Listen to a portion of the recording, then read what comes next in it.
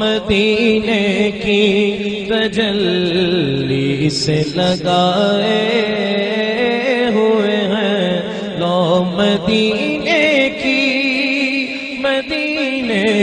لو مدینے کی تجلی سے لگائے ہوئے ہیں، دل کو ہم مطلعے انوار بنائے ہوئے ہیں، دل کو ہم مطلعے انوار بنائے ہوئے ہیں، کشتیاں اپنی نصلی ونسلم علی رسولہ الکریم، اما بعد، اعوذ باللہ من الشیطان الرجیم، بسم اللہ الرحمن الرحیم۔ ام کنتم شہداء اذا حضر یعقوب الموت، صدق اللہ العظیم وصدق رسولہ النبی الکریم۔ ان اللہ وملائکتہ یصلون علی النبی یا ایہا الذین آمنوا صلوا علیہ وسلموا تسلیما۔ الصلاۃ والسلام علیک یا سیدی یا رسول اللہ وعلی آلک واصحابک یا سیدی یا حبیب اللہ۔ الصلاۃ والسلام علیک یا سیدی یا نبی اللہ وعلی آلک واصحابک یا سیدی یا نور اللہ۔ اللہم صلی علی سیدنا و مولانا محمد معدن الجود والکرم وآلہ وصحبہ وبارک وسلم۔ تمام تعریفیں اللہ جل مجدہ الکریم کے لیے، اور ہر قسم کے درود و سلام نبی محترم، شفیع محتشم، آقا کل، ختم رسول، دانا سبل، احمد مجتبیٰ جناب حضرت محمد مصطفیٰ صلی اللہ تعالی علیہ وسلم کی ذات والا صفات کے لیے حمد و صلات کے بعد اولاد کی فکر کیجئے۔ اس عنوان پر کچھ دیر کچھ باتیں اللہ تبارک و تعالی قرآن و سنت کے نور سے ہمارے سینوں کو منور فرمائے۔ قرآن مجید فرقان حمید میں حضرت یعقوب علیہ السلام کا ذکر فرمایا ہے۔ یہ پہلے پارے کی آیات ہے، سورۃ البقرہ کی آیت نمبر 133 ہے۔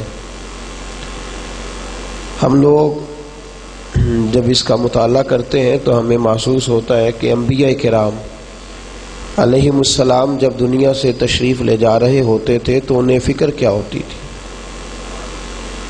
انسان کو بڑی فکریں ہوتی ہیں، بالخصوص اولاد کے معاملے میں وہ زیادہ کچھ حساس ہوتا ہے، زیادہ فکر کرتا ہے۔ بچہ بڑی دیر سے بازار گیا تھا، واپس نہیں آیا، بڑی فکر لگ گئی ہے، خدا خیر کرے۔ بچے کا موبائل کافی دیر سے بند جا رہا ہے اور اس سے رابطہ نہیں ہو پا رہا، خدا خیر کرے۔ بچے بڑے بھی ہو گئے ہیں، تعلیم بھی مکمل ہو گئی ہے، اب ایک اور فکر لگ گئی ہے کہ اللہ انہیں نوکری دے دے۔ پہلے فکر تھی بچے نہیں، پھر فکر تھی کہ بچے ہو گئے ہیں تو تندرست نہیں، پھر جب تندرست ہو گئے تو پھر یہ خیال تھا کہ تعلیم یافتہ ہو جائے۔ اب تعلیم یافتہ ہو گئے تو فکر لگ گئی ہے کہ یا اللہ کہیں نوکری بھی لگ جائے نا۔ فکر پر فکر ہے اولاد کے لیے، فکر پر فکر، نوکری بھی ہو گئی ہے، فکر ہے کہ اللہ کوئی اچھا سبب پیدا فرما تاکہ ہمارے بچے اپنے گھر والے ہو جائیں، ان کا گھر بس جائے۔ گھر بھی بس گیا، بس جی اب مکمل ہو گیا معاملہ، ذمہ داری پوری ہو گئی۔ اب کیا ہے آگے؟ یا اللہ انہیں صاحب اولاد کر دے، یا اللہ انہیں صاحب۔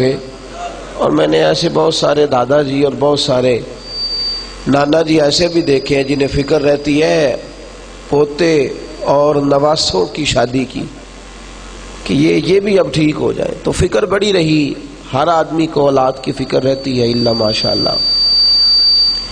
لیکن انبیاء کرام جو اولاد کی فکر کر رہے ہیں اس فکر کو بھی ذرا دیکھیے گا۔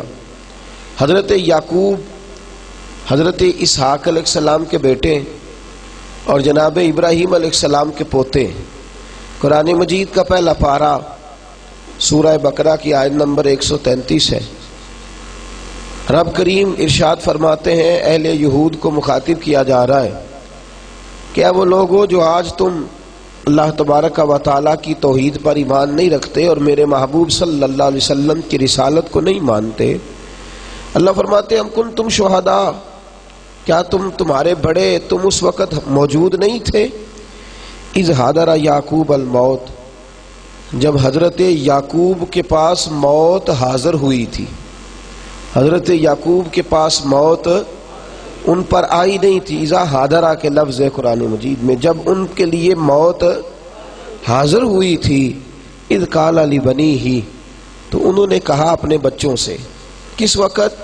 جب عین موت ان پر حاضر ہو رہی ہے، موت ان کی خدمت میں پہنچ رہی ہے، تو وہ اپنے بچوں کو بلا کر کے اکٹھا کر کے ایک فکر ہے ان کے دل کے اندر، ایک سوچ ہے، ایک تفکر ہے، ایک خاص بات ہے جو اپنی اولاد سے کرنے جا رہے ہیں۔ جب موت حاضر ہوئی تو کیا قرآن مجید کہتا ہے اذ قال لبنیہ، انہوں نے کہا اپنے بچوں سے، ذرا قرآن مجید کے جملے پر غور فرمائیے گا، انہوں نے اپنے بچوں سے کہا، بچے بلا لیے، کھڑے کر لیے اور اپنے بچوں سے ایک فکر کی بات کی، نہ مال کی، نہ دولت کی، نہ شادی کی، نہ گھر بار کی، نہ جائیداد کی، نہ یہ کہا کہ پیچھے فلاں فلاں کا خیال رکھنا۔ کیا قرآن مجید نے کیا انداز سکھایا ہے اولاد کی فکر کا؟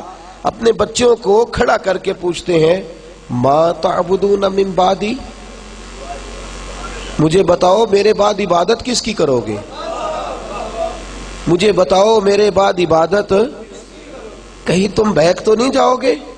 کہیں دین سے بدل تو نہیں جاؤ گے؟ کہیں تمہارے افکار و نظریات کے اندر کوئی تبدیلی تو نہیں آ جائے گی؟ بچوں بتلاؤ میرے بعد کس عقیدے پر رہو گے، کس نظریے پر رہو گے، تمہاری سوچ کیا ہوگی، تمہارا سوچنے کا معیار کیا ہوگا؟ ما تعبدون من بعدی، مجھے بتلاؤ میرے بعد تم کس کے آگے جھکو گے، تم کس سے پیار کرو گے، کون تمہارا معبود ہوگا، کس کو تم اپنا سب کچھ جانو گے؟ قالو، تو بچوں نے بھی جواب بڑا اعلیٰ دیا، کہنے لگے قالو نعبد الہک، ہم عبادت کریں گے اس کی جو آپ کا معبود ہے۔ کس کی عبادت کریں گے؟ بڑا خوبصورت جواب ہے، یہ نہیں کہا کہ اللہ کی عبادت کریں گے، کس کی عبادت کریں گے؟ ہم وہ والا عقیدہ نہیں رکھیں گے کہ ہمیں ڈائریکٹ پتہ چل گیا ہے کہ اللہ کون ہے، ہم اس رب کی عبادت کریں گے جس کی پہچان اس کے نبی کرایا کرتے ہیں۔ نعبد الہک، اے یعقوب علیہ السلام، اے ہمارے والد گرامی، اے ہمارے عزیز ابا جان، ہم آپ کے معبود کی عبادت کریں گے، ہم آپ کے معبود کی عبادت کریں گے جس کی عبادت کرنے کا آپ نے ہمیں طریقہ سمجھایا، جس کی بارگاہ تک آپ ہمیں لے کر کے گئے ہیں۔ اور فرمایا وَإِلَٰهَكَ آبَائِكَ، اور وہ صرف آپ کا ہی رب نہیں، آپ کے آباء و اجداد کا رب بھی وہی ہے۔ آباء و اجداد کون سے؟ فرمایا ابراہیم و اسماعیل و اسحاق، وہ جو آپ کے دادا جناب ابراہیم کا رب ہے، توجہ ہے آپ حضرات کی، وہ جو آپ کے دادا حضرت ابراہیم کا رب ہے، وہ جو ہمارے تایا جناب اسماعیل کا رب ہے، اور وہ جو آپ کے والد گرامی جناب اسحاق علیہ السلام کا رب ہے، ہم اس رب کی عبادت کریں گے۔ اور الہ واحد، وہ ہے بھی ایک معبود، وہ معبود ایک ہے۔ وَنَحْنُ لَهُ مُسْلِمُونَ، اور ہم اسی کے حضور گردن جھکانے والے ہیں، ہم اسی کی بارگاہ میں اپنے سر نیاز کو خم کرنے والے ہیں، اسی کے حضور ہم اپنی آرزوؤں اور اپنی امیدوں اور اپنی خواہشات کو وابستہ کرنے والے ہیں۔ وہ ایک معبود ہے۔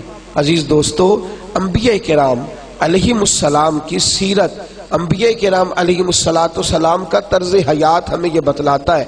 انہیں جاتے وقت جو فکر تھی، انہیں جاتے وقت جو خیال تھا، تو وہ خیال انہیں اپنی اولاد کا تھا، وہ خیال انہیں اپنی اولاد کے عقائد کا تھا، نظریات کا تھا۔ میں اور آپ بڑی ہمت کر کے اگر کبھی اولاد کی فکر کرتے بھی ہیں تو روزی روٹی کی فکر کرتے، حالانکہ اس کا وعدہ تو رب کریم نے پہلے ہی فرما لیا ہے، اس کا وعدہ اللہ پاک نے پہلے ہی فرما۔ اولاد کی فکر کریں، سوچ پیدا کریں کہ بچوں کے نظریات تو نہیں پھٹک جائیں گے، بچوں کے افکار میں تبدیلی تو نہیں آ جائے گی؟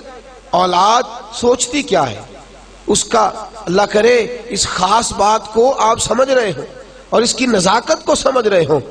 جن بچوں کی سوچیں بکھر جاتی ہیں وہ بچے بکھرے ہی رہتے ہیں، جن کے نظریات آوارہ ہو جاتے ہیں وہ بچے دوبارہ کبھی راہ ہدایت پر آنا ان کے لیے مشکل ہو جاتا ہے۔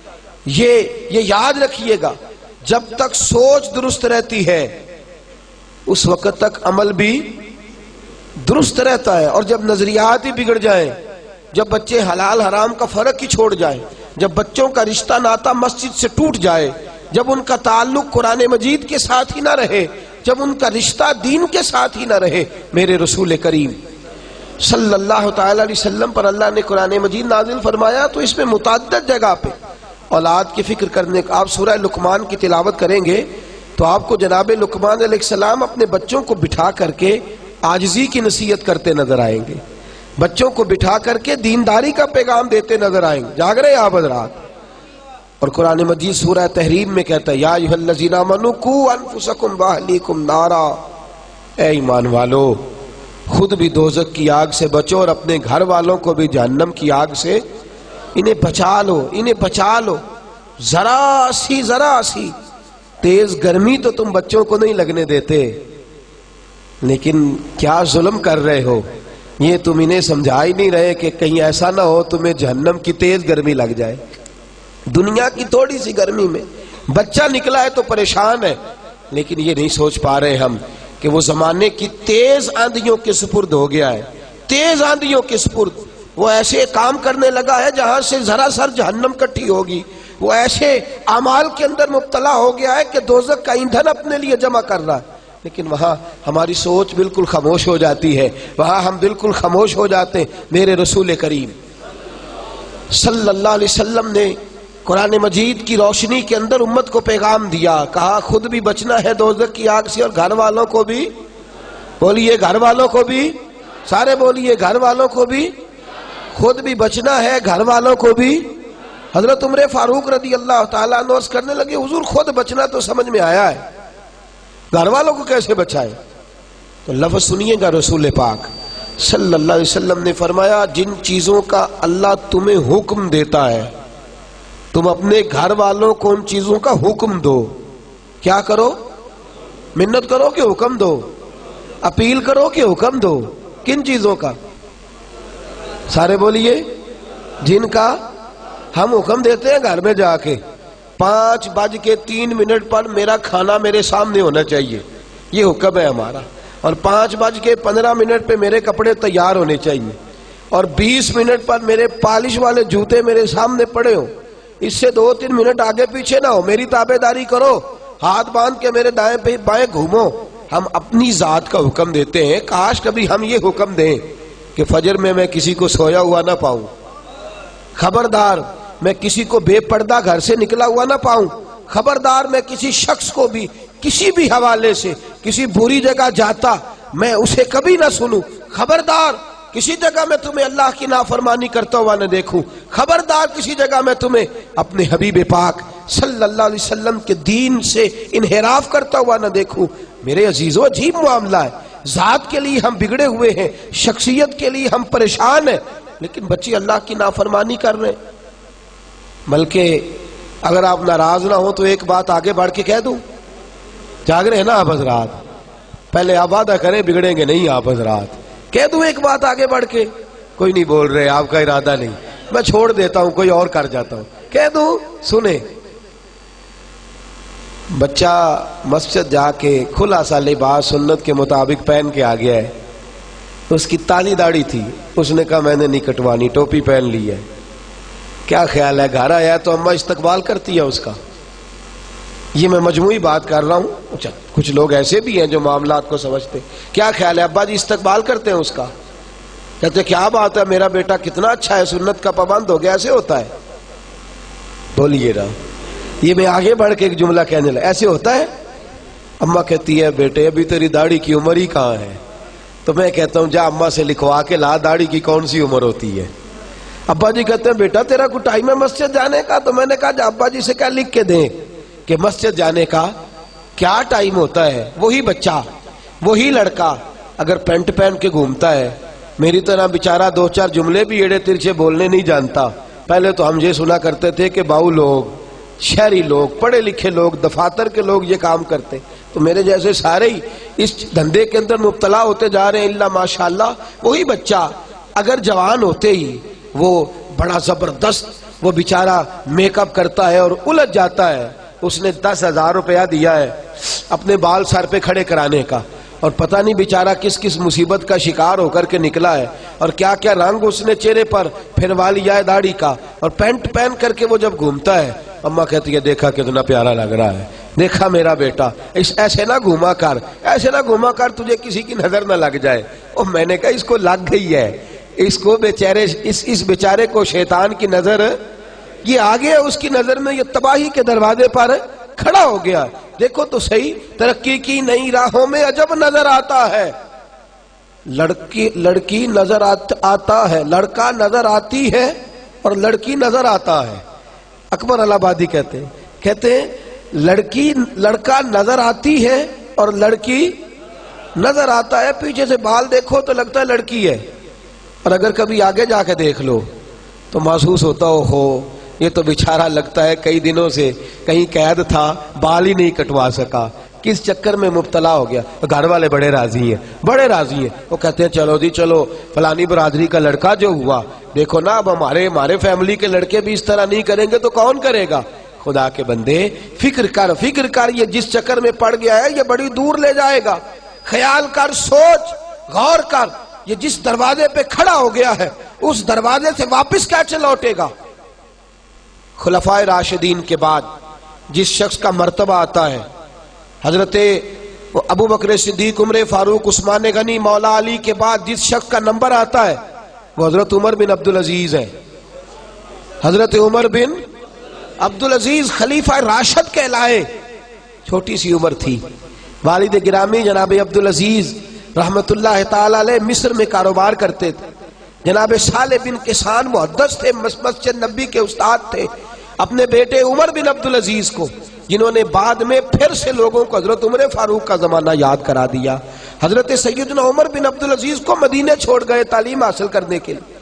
جناب صالح بن کسان رحمت اللہ تعالی علیہ محدث وقت مسجد نبی میں حدیث کے استاد تھے، ان کے پاس بیٹا چھوڑ دیا، میرے بیٹے کو قرآن و حدیث پڑھا دے۔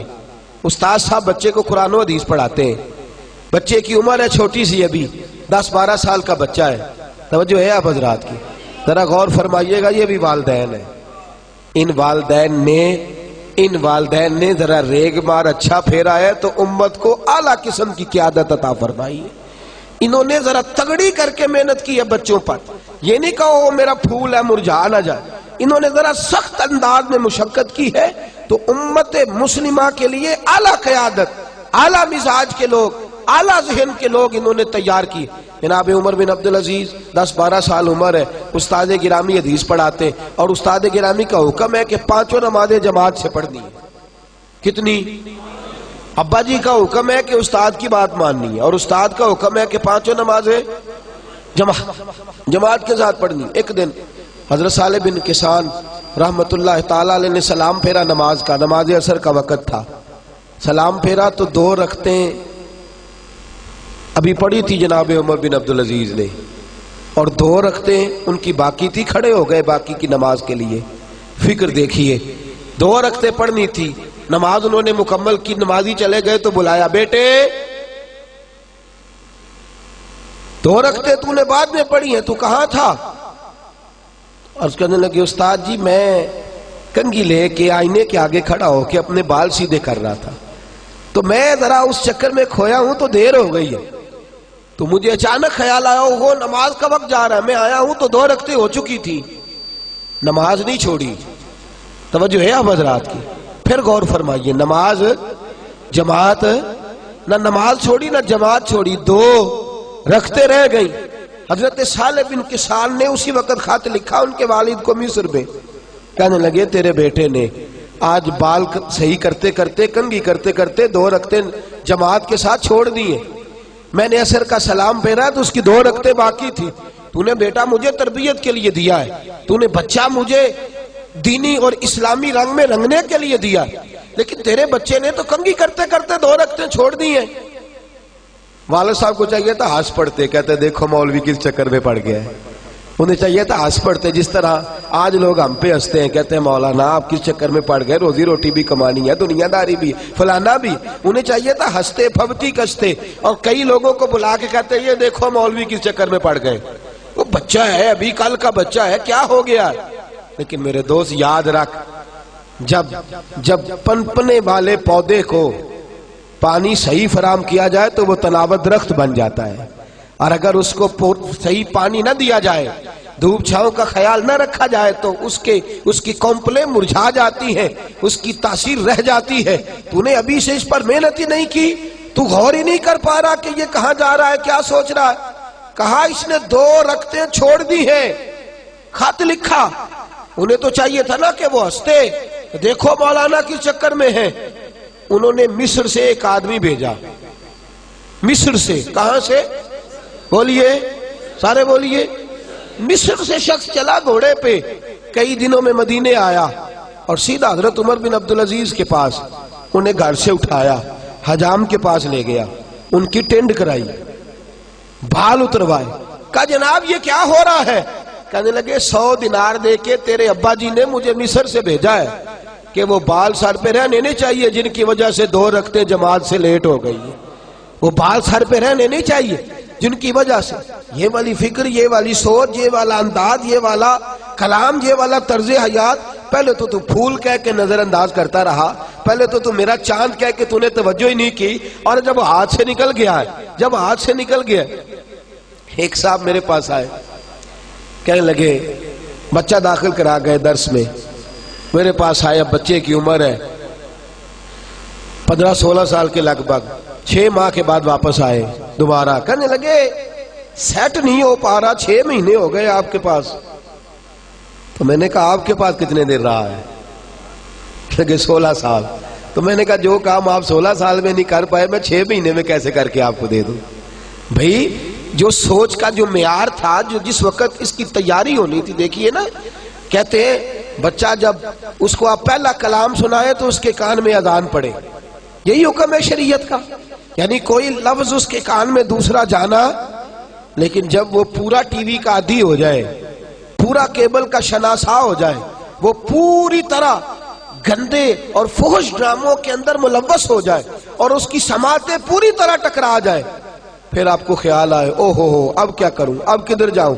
تو میاں آپ نے دیر بڑی کر دی، آپ یہ سمجھے نہیں اس بات کو، آپ نے یہ فکر ہی نہیں کی کہ بچہ کیا سوچ رہا ہے، اس کے ذہن کے اندر کیا چیزیں پرورش پا رہی۔ میرے رسول کریم صلی اللہ علیہ وسلم نے فرمایا، ہم تحفہ دیتے ہیں نا بچوں کو، میں اپنے بچوں کے لیے یہ لے کے آ رہا ہوں، وہ لے کے آ رہا ہوں، کوئی کمی نہ آ جائے۔ میرے حبیب پاک صلی اللہ علیہ وسلم نے فرمایا، کسی والد کا اپنی اولاد کے لیے سب سے بہترین تحفہ یہ ہے کہ وہ اسے اچھا ادب سکھا دے۔ یہ سب سے بولیے، یہ کون سا تحفہ ہے؟ کیا سکھانا ہے اولاد کو؟ ادب نہیں، اچھا ادب۔ کون سا ادب جی؟ بول کے بتائیے۔ جن کے قریب کوئی سو رہا ہے وہ ذرا زیادہ اونچا بولے تاکہ وہ اٹھ جائے۔ کون سا ادب سکھانا ہے؟ اچھا ادب۔ اپنی اولاد کو اچھا ادب سکھائیے۔ دیکھیے، جس دکاندار کو ادب نہ آتا ہو اس کی دکان پہ گاہک نہیں ہوتا، اور جس گھر والے کو ادب نہ آتا ہو اس گھر کے اندر کوئی شخص قیام، اس شخص بے ادب آدمی کی زندگی اجیرن ہو جاتی۔ جو بد اخلاق آدمی ہوتا ہے اس کے ساتھ کسی کا تعلق قائم نہیں رہتا۔ جو اخلاقی قدریں نہیں جانتا اس کے تو اپنے قریبی رشتے ٹوٹ جاتے، وہ تو اپنوں سے دور ہو جاتا۔ جو اخلاقی قدریں نہیں جانتا اس کی زندگی تباہ ہو جاتی ہے۔ تو حبیب فرماتے تو کھلونے لے کے دے گا، تو جائیدادیں بنا کے دے گا، لیکن اس جائیداد کے اندر، اس مکان کے اندر اگر وہ رہنے کے قابل ہی نہ ہوا، اگر اسے ہوش ہی نہ ہوا کہ میں نے کس طرح کر کے لوگوں کے ساتھ رویہ رکھنا ہے، تو اس کی تو زندگی اس کے لیے بوجھ بن جائے گی۔ اسے اچھا ادب سکھا دے، اس کے گھر میں فاقہ اگر رہا اور اس کے ساتھ ساتھ اخلاق بھی رہا تو اللہ اخلاق کی برکت سے گھر کو جنت بنا دے گا۔ اچھا ادب سکھائیں جس کی بنیاد پر گھر بن سکے، اچھا کردار۔ میرے نبی کریم صلی اللہ علیہ وسلم نے فرمایا، تم میں سے ہر شخص نگران ہے، اور تمہیں اپنی رعایا کے بارے میں اللہ کی بارگاہ میں جواب، تو یہ نہیں کہہ سکتا یار برے مل گئے تھے، یہ نہیں تو کہہ سکتا بہک گئے تھے، تو یہ نہیں کہہ سکتا کہ میں مصروف رہا نا ادھر ادھر کی تو بات کر، یہ بتا کہ قافلہ کیوں لٹا، مجھے رہزنوں سے غرض نہیں تیری رہبری کا سوال ہے، تو بتا انہیں پانی کون دیتا رہا، انہیں تناوت رخت کون بناتا رہا، تیری ڈیوٹی تھی۔ اور بالخصوص بخاری شریف نے میرے نبی پاک صلی اللہ علیہ وسلم نے فرمایا ماں کی ڈیوٹی ہے اپنے بچے کو دینی تربیت دے، بالخصوص بالعموم تو والد کی ذمہ داریاں سب سے زیادہ ہے، لیکن ماں چونکہ گھر کے اندر زیادہ وقت گزارتی ہے، ماں کا تعلق بچے کے ساتھ اس طرح ہوتا ہے جس طرح کے ایک آنگن کے اندر مختلف لوگ رہتے ہیں، والد تو کبھی کبھی ایسے آتے ہیں جیسے ایک ڈاکٹر وارڈ کے اندر وزٹ کرنے آتا ہے، تو ماں کے ساتھ بچوں کو وقت زیادہ گزارنا ہے۔ مائیں اچھی پرورش کر سکتی ہیں اگر وہ فکر کریں، سوچ کریں کہ میرا بیٹا دنیا داری کی تو ساری باتیں کرتا ہے، اس کی لبوں پر رسول اللہ کا نام کیوں نہیں آتا، اس کی زبان پر درود پاک جاری کیوں نہیں ہوتا، اس کے جملوں میں سیدنا امام حسن حسین کا لفظ کیوں نہیں آتا، یہ سیدنا ابو بکر صدیق اور عمر فاروق کا نام کیوں نہیں لیتا۔ تربیت کرنا والدین کی ذمہ داری ہے۔ میرے نبی پاک صلی اللہ علیہ وسلم نے فرمایا تم سے سوال ہوگا، مائیں دیکھیں نا غوث اعظم جیلانی کا واقعہ، ماں نے کہا ہے سچ بولنا ہے، تو ابو عبد القادر جیلانی کی زبان سے ساری زندگی سوائے سچ کے کچھ نکلا ہی نہیں، سوائے سچ کے کچھ بولیے، سوائے سچ کے کچھ نکلا ہی نہیں، اور جب نکلا نہیں تو میرے غوث اعظم نے سوائے سچ کے کچھ بانٹا ہی نہیں، انہوں نے کروڑوں لوگوں کو سچ کا عادی بنا دیا، بے حساب لوگوں کو سچ کا ماں ہے۔ حضرت ربیہ بن ابو عبد الرحمن، یہ پتہ ہے کون صحابی، یہ کون تابعی بزرگ ہے، یہ حضرت امام مالک کے بھی استاد ہے اور خواجہ حسن بصری کے بھی استاد ہے، حضرت حسن بصری کے بھی استاد، اور مدینہ منورہ میں مسجد نبوی کے اندر درس حدیث دیا کرتے تھے۔ ان کے والد کا نام تھا ابو عبد الرحمن، یہ پیدا ہونے والے تھے، تاریخ بغداد میں لکھا ہے پیدا ہونے والے، ماں کے شکم میں تھے تو ابا جی جہاد کرنے چلے گئے، اور 30,000 دینار اماں کو دے گئے، کہا یہ پیسے ہیں گھر کے خرچے کے لیے اور سنبھال رکھنا، میں واپس آ کے حساب لوں گا۔ کتنے پیسے دے گئے بولیے؟ بنو امیہ کے زمانے میں جہاد کرنے گئے تو 27 سال کے بعد واپس آئے۔ کتنے سالوں کے بعد بولیے؟ یہاں اللہ خیر کرے ابا جی باہر جا کے مزدوری کرے نا سعودی عرب اور ساری زندگی پیسے بھیجیں تو اللہ ماشاءاللہ سب کی بات نہیں کرتا، لیکن جہاں اختلاف ہوتا ہے وہاں اماں بچوں کو کہتی ہے او بیٹے پیسے کما لینا کون سا کمال ہے، میں تمہاری دکھوں سکھوں کی ساتھی رہی ہوں، تو بیٹھ کے موج کرتا تھا، 40-50 ہزار بھیج دیتا تھا، یہ بھی کوئی کمال ہے؟ خدا کی بندی تو دیکھ تو صحیح۔ اور یہی کام والد صاحب کرتے ہیں، وہ کہتے ہیں ساری زندگی تو میں نے تمہارے لیے جو ہے وہ پریشانی میں گزار دی، اماں کا کیا کمال، روزی روٹی تو سارے پکا لیتے، دو طرفہ معاملہ گڑبڑ ہوتا ہے۔ لیکن اندازہ کیجئے 27 سال کے بعد، غالباً آپ نے غور نہیں فرمایا اس بات پر، اس بات کی نزاکت کو آپ سمجھے نہیں، کتنے سالوں بعد آئے؟ ارے اتنا لمبا عرصہ کوئی برداشت کرتا ہے؟ ماں تو زہر کھول دیتی، تمہارا باپ تو پلٹ کے آیا ہی نہیں، اس نے تو سوچا ہی نہیں کہ میں کدھر جا رہا ہوں، اسے تو فرصت ہی نہیں، لیکن ماں کو پتا ہے وہ خدمت دین کے لیے نکلا ہوا ہے۔ 27 سال کے بعد جب آپ گھر آئے تو اب 27 سال کا بچہ ہو گیا ہے، تو بچہ جوان ہو گیا ہے، گھر آئے تو نیزہ ہاتھ میں پکڑا ہے، مدینہ منورہ کے رہنے والے خوبصورت شہر میں آ کے 27 سال بعد جہاد سے لوٹے، اپنے دروازے پہ دستک دی۔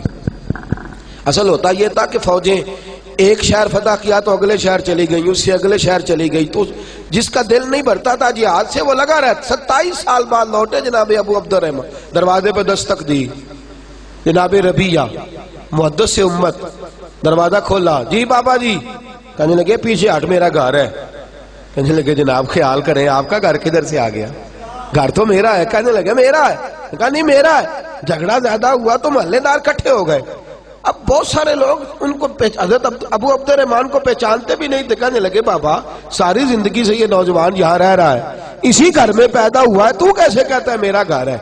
کہنے لگے میرا نام ابو عبد الرحمن ہے، میرا گھر ہے، سارا زمانہ جانتا ہے، کسی بوڑھے کو بلاؤ۔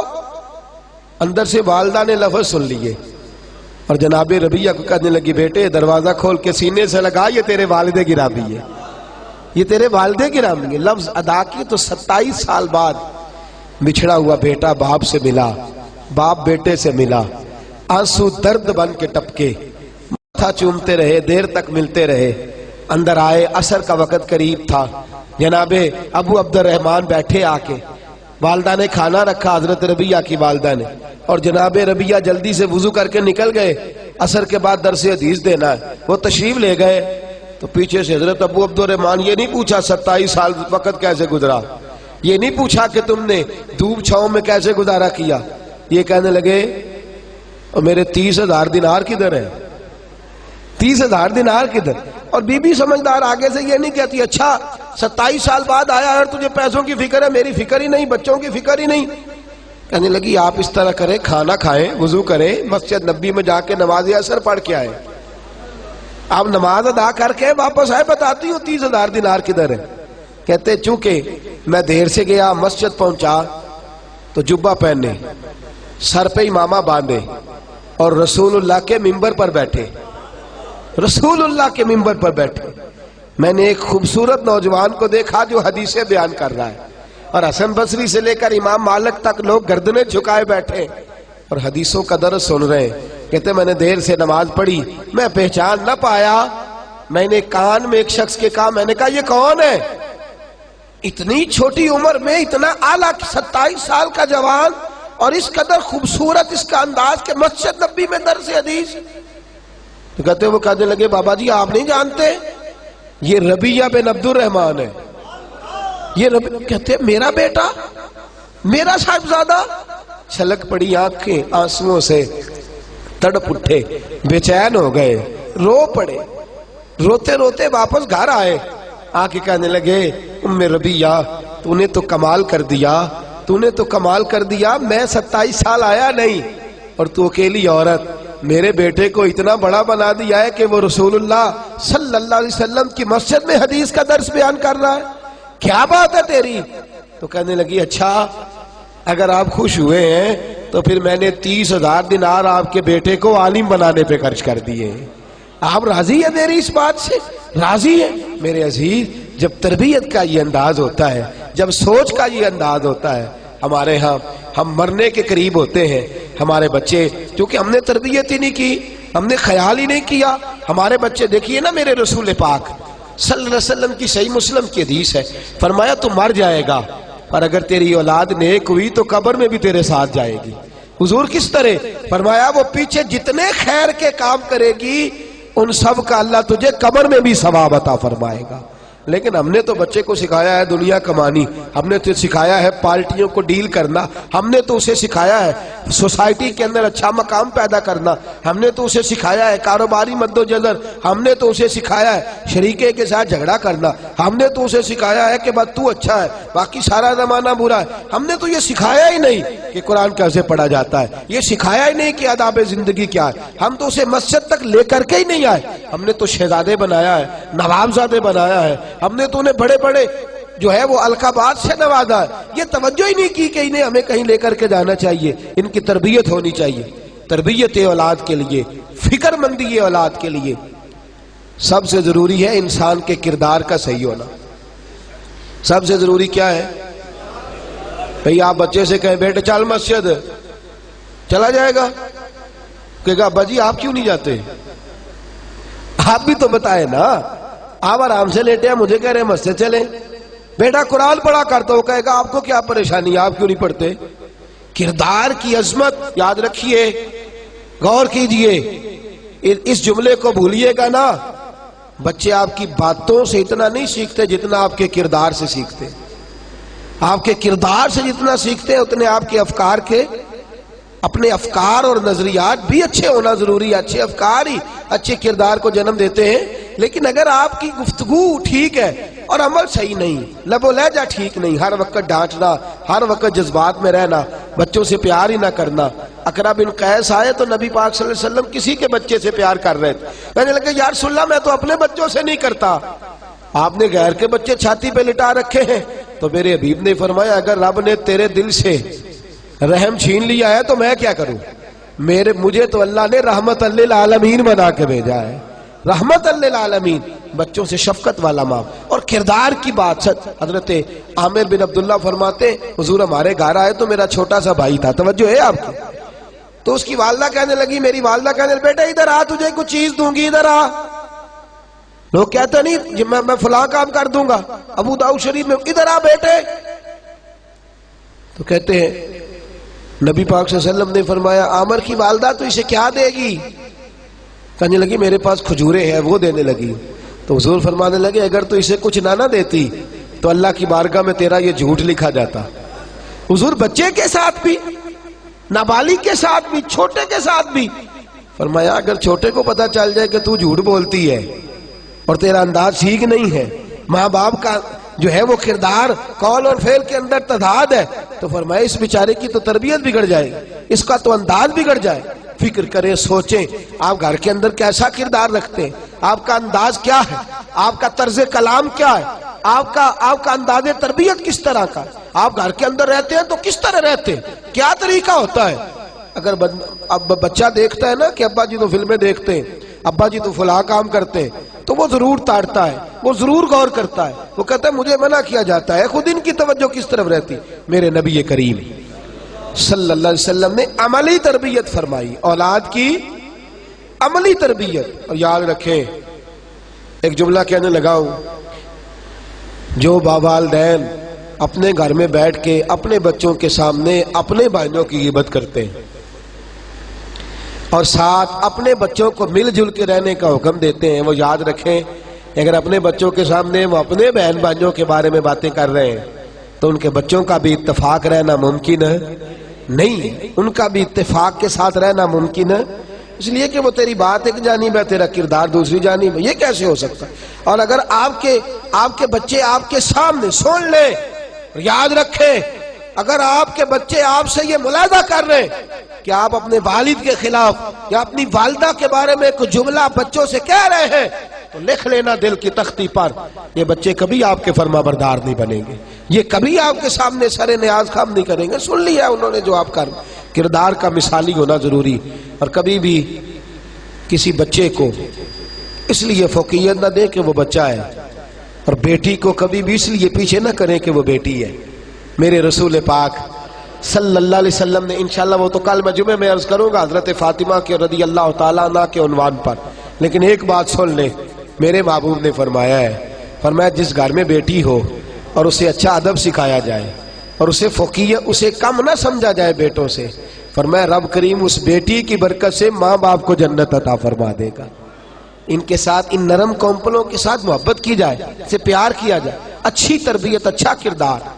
اور سب سے ضروری بات، سب سے اہم پہلو، سب سے ضروری بات میرے عزیزو یہ ہے کہ بچے کے سوال، اس کے نظریات، اس کی سوچ، وہ کیا کہتا ہے، وہ کیا سوچتا ہے، بالخصوص آپ کے بارے میں اس کا معاملہ۔ میں نے ایسے بچے بھی دیکھے ہیں جو اپنے والد کو ولی اللہ مانتے ہیں، اپنے والد کو بولیے، اپنے والدین کو ولی اللہ مانتے ہیں۔ ہمارے حضرت صاحب قبلہ فرمایا کرتے، آپ فرماتے کہ جب تک تو ہم گھر میں رہتے تھے تو والد صاحب کو دیکھتے تھے، اس وقت تک وہ والے نظریات نہیں تھے۔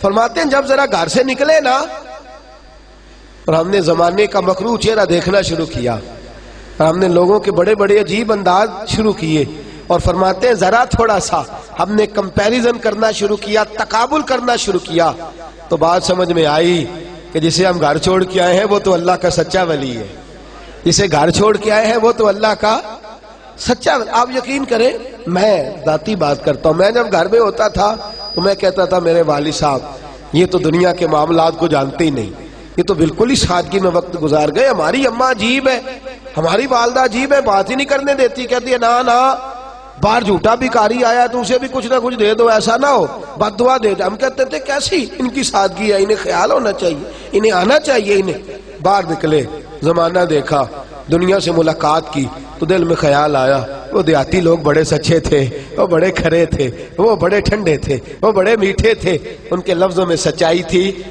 پڑھتے تھوڑا تھے ڈرتے زیادہ تھے، پڑھتے تھوڑا تھے ڈرتے زیادہ تھے، ان کے لفظوں کے اندر تلاطم تھوڑا تھا کردار میں حسن زیادہ تھا، کردار کے اندر حسن زیادہ تھا. وہ دنیا داری کی لمبی چوڑی سازش کرنا نہیں جانتے تھے، لیکن دعا دینا بڑی اچھے طریقے سے جانتے تھے، محبت بانٹنا بڑے اچھے طریقے. تو میرے دوستو، بچے آپ یہ نہ سمجھیں کہ انہیں ہو سکتا ہے کوئی آپ کے بچوں کو آپ کے خلاف ابھار رہا ہو، لیکن یہ لمبا وقت نہیں ہوتا ہے، تھوڑا ہوتا ہے. جب بچے باہر نکلتے ہیں، دنیا کو دیکھتے ہیں، تو خود بخود وہ دیکھ لیتے ہیں آپ کا. اپنے کردار کو بچا کے رکھیں خزاں کے موسم سے. بچوں کے ساتھ جو آپ کا عملی رویہ ہے، اس رویے کو درست رکھیں. پھر دیکھیں بچے کس طرح سے جو ہے وہ دین کی طرف راغب ہوتے ہیں، ان کا انداز کیسے بدلتا ہے. اپنے بچوں کو کسی اچھی جگہ لے کر کے جائیں، اچھی صحبت میں جا کر بٹھائیں. اپنے دیکھیے نا میرے اعلیٰ حضرت فاضل بریلوی رضی اللہ تعالیٰ عنہ کا کردار. جاگ رہے ہیں آپ لوگ؟ اٹھ کے ذرا جاگ کر کے سنیے گا بات. کیا انداز ہے. 2 شہزادے اعلیٰ حضرت کے اور ایک حجت الاسلام ہے. رنگ اتنا گورا تھا، آنکھیں اتنی پیاری تھی کہ ہندو دیکھ کر ہی کلمہ پڑھ جاتے تھے. اتنا عظیم بیٹا اور چھوٹے مفتی اعظم عالم اسلام، جن کو عرب کے لوگ بھی مسئلہ بھیجے کہ آپ فتوے کا جواب دے. اتنا بڑا مفتی، 2 شہزادے. لیکن پیر و مرشد نے حکم دے دیا. ایک دن کہا نوری میاں صاحب نے، اور میں اکثر سوچتا ہوں کیوں انہوں نے کہا تھا. ان کو پتا تو تھا کہ اعلیٰ حضرت کا تو علمی تعلق ہے، علم و فہم کے ساتھ رشتہ ہے. ان سے کوئی کتاب کی بات ہوتی، ان کے ساتھ کوئی دنیاوی بات تو کرنی نہیں چاہیے تھی. کہنے لگے احمد رضا، حویلی میں میں نے جانور رکھے ہوئے ہیں اور ان کو آ کر کے جو ہے وہ بھیڑیا تنگ کرتا ہے. کوئی 2 کتے رکھنا چاہتا ہوں تاکہ وہ آئیں اور پہرے داری کریں رات کو. جنا تنا وچ عشق نہ رچیا، کتے ہونا تھی چنگے، مالک دے کر راکھی کر دے صابر پکھے ننگے. کہنے لگے 2 کتے چاہیے. تو میرے دوستو، اعلیٰ حضرت فاضل خود پیر ہے. ٹھیک ہے، بچے سجادہ نشین بن جائیں گے، صحیح ہو جائے گا. خود عالم ہے، بڑا سارا ادارہ بچوں کو مل جائے گا. کیا ضرورت ہے ان کو کسی بھٹی سے گزارنے کی. لیکن بریلی کے امام کا انداز دیکھیے گا. اپنے دونوں شہزادوں کے گلے میں رسیاں ڈالی اور لے جا کے شیخ کی خدمت میں پیش کیا. اور جب پیش کیا تو 7 رو بھی پڑے. کہنے لگے حضور یہ غلام زادے ہیں، جانوروں کی ساری رات دیکھ بھال کریں گے، روٹی کا مطالبہ بھی نہیں کریں گے، کھانے کا مطالبہ بھی نہیں کریں گے. یہ ٹھوکریں کھاتے پھرو گے، ان کے در پہ آ پڑو. قافلہ تو ہے رضا، اول گیا آخر گیا، یہ میں لے آیا ہوں، قبول فرما لیجئے. حضرت نوری میاں سید زادے بہت بڑے محدث جھولی اٹھا کے کہنے لگے احمد رضا یا دعا دیتا ہوں، اللہ نے جیسا علم و فہم تمہیں عطا فرمایا اس کی برکت تیری اولاد کو بھی عطا فرمائے گا. پھر زمانے نے دیکھا، زمانے نے لوگوں کا ایک اچھا نہیں ہوتا، ان کے دونوں اللہ کے کامل ولی اللہ گزرے. عزیز یاد رکھ، تو جب انہیں تربیت کی بھٹی سے گزارے گا. یہ تو اعلیٰ حضرت کی بات تھی. جناب محدث ابن جوزی نے لکھا ہے ہارون رشید بادشاہ بڑا سخت بادشاہ ہے، بڑے سخت مزاج کا آدمی ہے. حضرت امام قصائی رحمت اللہ علیہ کے پاس گیا، کہنے لگا میرے بیٹے مامون رشید کو حدیث پڑھا دیں. امام صاحب کہنے لگے ٹھیک ہے پڑھا دوں گا. کہنے لگا گھر آ کے پڑھانی پڑے گی آپ کو. آپ فرمانے لگے میں نبی پاک کی حدیث کو، حضور کے علم کو رسوا نہیں کر سکتا. جس نے پڑھ دیا میرے پاس آ کے پڑھے. جس نے پڑھ دیا میرے، بولیے نہیں جواب دے، جس نے پڑھ دیا کدھر پڑھے؟ سارے بولیے. تو وہ جو آپ نے قاری صاحب رکھے ہوئے 1000 روپے ٹیوشن پہ، آپ دیتے ہیں ٹیوشن، اسکول کی ٹیوشن بھی آپ دیتے ہیں، لیکن اس کو چھوڑ کے آتا ہے موٹر سائیکل پہ. اور قاری صاحب بیچارے سائیکل لے کے دروازے پہ کھڑے ہیں، جناب دروازہ کھول دے. پڑا اوہو تو دسنا یاد نہیں رہا، بچے تو ٹور گئے نان کے، پھر آوے آج. وہ غریب آدمی ہے، سویرے پھر آ جاتا ہے، کوئی عرض نہیں. کیا ہم دینی علم کو عزت دے رہے ہیں کہ رسوا کر رہے ہیں؟ کیا ہمارا حال ہے؟ کوئی فائل نہیں چیک کرتے ہم مدرسے کی کہ اس کو کلمے یاد ہوئے کہ نہیں، اسے دعائے قنوت آئی کہ نہیں، نماز جنازہ آیا کہ نہیں. کیمسٹری پڑھے گا قبر پہ بیٹھ کے بچہ، فزکس کی تلاوت کرے گا، الجبرا کے مسئلے حل کرے گا قبر پہ بیٹھ کے؟ نہ، یہ علم ضرور پڑھا، کوئی اختلاف نہیں کرتا، لیکن انہیں وہ والا علم پڑھا کہ تیری قبر پہ بیٹھ کے یہ بسم اللہ پڑھے تو اللہ تیری قبر کو روشن فرما دے. ہارون رشید اس مسئلے کو سمجھ گیا. کہنے لگا امام قصائی سے بچے کو گھر آ کے پڑھا دیں. فرمانے لگے نا، جہاں سارے پڑھتے ہیں وہاں آ کے پڑھے، میں تیار ہوں. کہنے لگا حضور وہیں آ جائے گا، لیکن اس لیے اور بھی پڑھنا ہوتا ہے، جب آئے تو سبق پہلے اس کا سن لیں. اور سبق سن کے نیا دے کے چھٹی کر دے. آپ فرمانے لگے یہ بھی نہیں ہوگا, جو پہلے آئے گا سبق بھی اس کا پہلے ہی سنا جائے. یہ لفظ کہے امام قصائی, کہنے لگے حضور ٹھیک ہے آپ پڑھا دے میرے بیٹے کو, میں تیار ہوں. یہ لفظ کہے امام صاحب کی بارگاہ سے واپس آئے تو بچے کو کہنے لگے بیٹے میں نے تیرے استاد کو آزمانے کے لیے یہ لفظ کہے ہیں, صرف آزمانے کے لیے. اپنے استاد کی خودداری تو نے دیکھ لی ہے, وہ خوددار ہے تو تجھے خدمت گزار ہونا چاہیے. وہ خوددار ہے تو تجھے دیکھنا استاد کی خدمت میں کمی نہ آئے, شیخ کی نوکری میں کمی نہ آئے. اللہ اکبر. ہارون رشید ایک دن گزر رہے اور امام قصائی مسجد کے باہر وضو کر رہے, اور ہارون رشید کا شہزادہ بادشاہ وقت کا بیٹا لوٹے کے اندر پانی پکڑا ہے, ان کے پیر دھلا رہا ہے. لوٹے میں پانی پکڑا اور اپنے استاد کے بولیے اپنے استاد کے پیر دھلا رہا ہے. ہارون رشید گھوڑے سے نیچے اترے اور امام قصائی رحمت اللہ تعالی علیہ اپنے ہاتھوں کے ساتھ پیر دھو رہے, وضو کر رہے. اترا نیچے, درہ ہاتھ میں تھا, زور سے بیٹے کی پشت پہ درہ مارا, اس لیے کہ تو چودھریوں کا بچہ ہے اور مولوی کی خدمت کر رہا ہے, اس لیے کہ تو اتنے بڑے گھرانے کا اور یہاں بیٹھا ہوا اس لیے مارا. نہیں, درہ مارا. شہزادہ دھڑام سے گرا. ابا جی کیا ہوا؟ فرمایا شرم نہیں آتی, تجھے استاد کی خدمت کا طریقہ نہیں آتا, تو نے استاد کو کام لگایا ہوا ہے, تجھے اللہ نے 2 ہاتھ دیے ہیں, ایک ہاتھ سے پانی ڈال, دوسرے ہاتھ سے استاد کا پیر خود دھو. تجھے اللہ نے 2 ہاتھ دیے ہیں اور استاد کو خود کام کرنا پڑ رہا ہے, ایک ہاتھ سے پانی ڈال اور دوسرے ہاتھ سے پیر دھو. امام قصائی نے رخ بدلا, کہنے لگے ہارون رشید میں دعا کرتا ہوں رب تیری آخرت بھی اچھی کرے گا اور تیرے بیٹے کو بھی عزتوں سے مالا مال فرمائے گا. عزیزو یاد رکھو, جب ہمارا تربیت کا انداز یہ, ہم تو لڑنے چڑھے جاتے ہیں. یقین کرے میں نے تو اپنے اساتذہ کو کہہ دیا مدرسے کے, میں نے کہا آپ نے مارنا نہیں کسی کو. ڈائریکٹ آ کے کہتے مولوی صاحب بچے کو مارا ہے آپ نے, میرے بچے کو مار دیا ہے. آپ 8,000 کے مولوی اور میرا بیٹا تو 5,000 2 دن میں ختم کر دیتا ہے, آپ کی جرت ہو گئی میرے بیٹے کو مارنے کی. میں نے کہا نہ مارو اور اس کے بیٹے کو بھیج دو. ایک جملہ میں اکثر کہتا ہوں, میں کہتا ہوں جو ماں باپ استاد کو کٹہرے میں کھڑا کرتے, جو ماں باپ کٹہرے میں یا کھڑا ہو کے سوالوں کے جواب دے, ان کا بچہ پڑھ سکتا ہے؟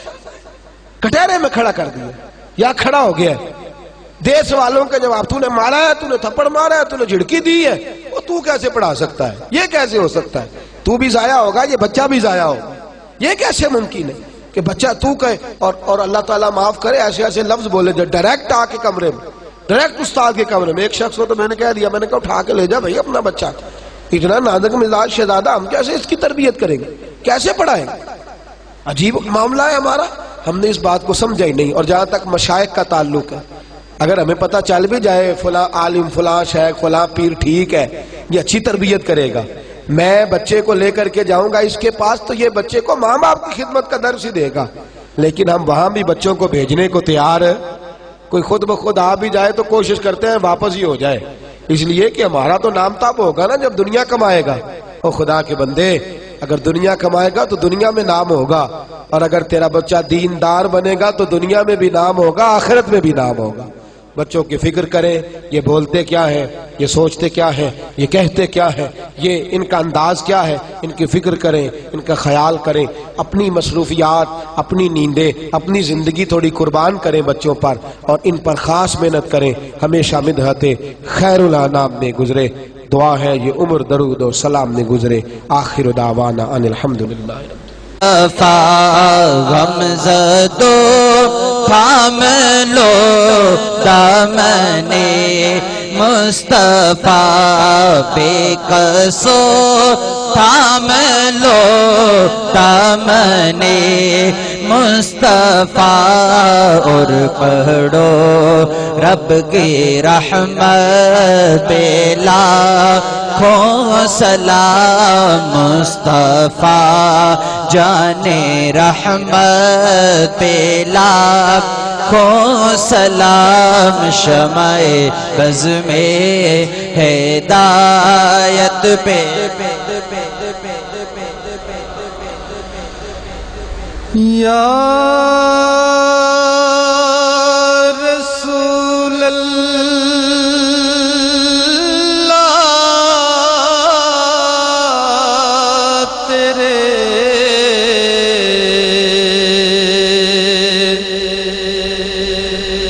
در کی فضا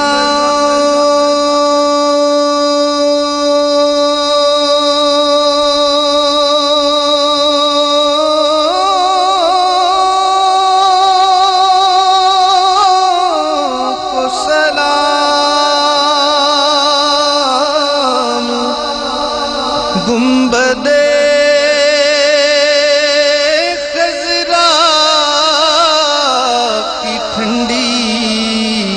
ٹھنڈی چھاؤں کو سلام،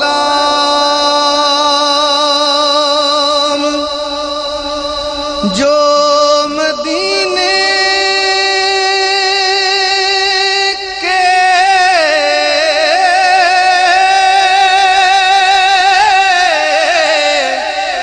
گلی کوچوں میں دیتے